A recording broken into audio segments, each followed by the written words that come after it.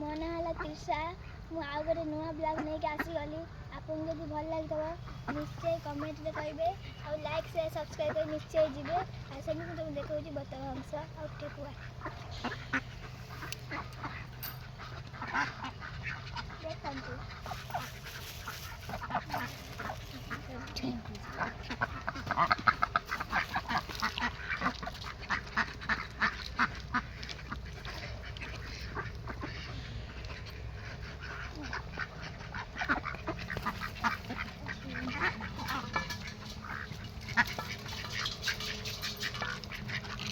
ଆପଣ ଦେଖୁଛନ୍ତି ଏଇ ଆଗରୁ ବି ପାଖକୁ ଜମା ଆସୁନଥିଲେ, ଏବେ ପାଖକୁ କେତେ ପାଖକୁ ଆଉଛନ୍ତି।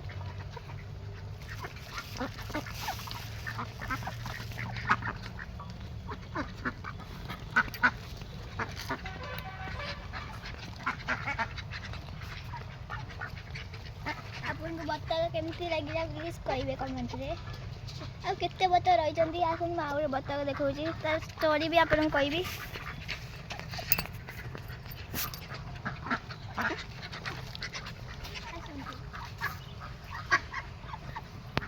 ଆର ଗୋଟେ ଗଡ଼ ନାହିଁ, ଆପଣ ଦେଖୁଛନ୍ତି ଆର ଗୋଟେ ଗଡ଼ ନାହିଁ, ଆର ଗୋଟେ ଗଡ଼ କଟାସ ନେଇଯାଇଛି। ଏଇଥିରେ ବୁଲିଥିଲା ସେତେବେଳେ ଗୋଟେ ଗଡ଼ କଟାସ ନେଇଯାଇଛି।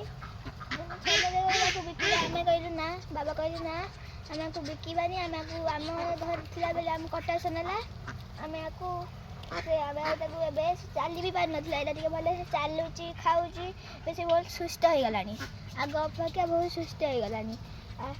ଆପଣ ଦେଖୁଛନ୍ତି ଏବେ ବହୁତ ଦୁର୍ବଳ ଥିଲା, ଟିକେ ଟିକେ ଗଡ଼ ଟିକେ ଭଲ ହେଇଗଲାଣି, ଆଉ ଟିକେ ଟିକେ ଅଛି ଗଡ଼ର। ଆର ପୁରା ତାର ଅଳ୍ପ, ଯଦି ମୋ ବାବା କହିଲେ ତାର ଅଳ୍ପ ଥାନ୍ତା ଆମେ ଆଉ 5ଟି ଗଡ଼ ଲଗେଇ ଦେଇଥାନ୍ତେ, କିନ୍ତୁ ତାର ଜମା ଗଡ଼ ନାହିଁ। ବାବା କହିଲେ ଆମେ ତାକୁ ରଖିବୁ, ଯେତେ ଦିନ ସେ ବଞ୍ଚିବ ଆମେ ତାକୁ ରଖିବୁ। ଆପଣ ଯଦି ଆ ପାଇଁ ଦୁଃଖ ମାରିଥିବ ନିଶ୍ଚୟ କମେଣ୍ଟ କରିବେ। ଏବେ ଏସବୁ ଜଙ୍ଗଲୀ ଅଂଶ, ଏସବୁ ଏତେ ପ୍ରଜାତି, ଏସବୁ ଜଙ୍ଗଲୀ ଅଂଶ, ଏସବୁ ଜଙ୍ଗଲରୁ ଆଇଛନ୍ତି। ନେଇକି ତମକୁ ବତକ ଭଳିଆ ଲାଗୁଥିବ, କିନ୍ତୁ ଏ ଜଙ୍ଗଲୀ ଅଂଶ ଦେଖିବ। ଏଇଟା ହେଲା ଜଙ୍ଗଲୀ ଅଂଶ, କଳା କଳା ଧଳା।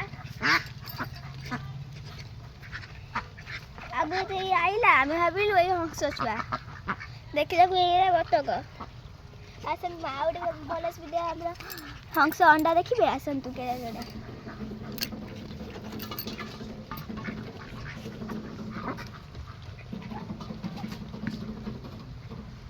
ଦେଖନ୍ତୁ ହଂସଙ୍କ ଅଣ୍ଡା ଦେଖନ୍ତୁ।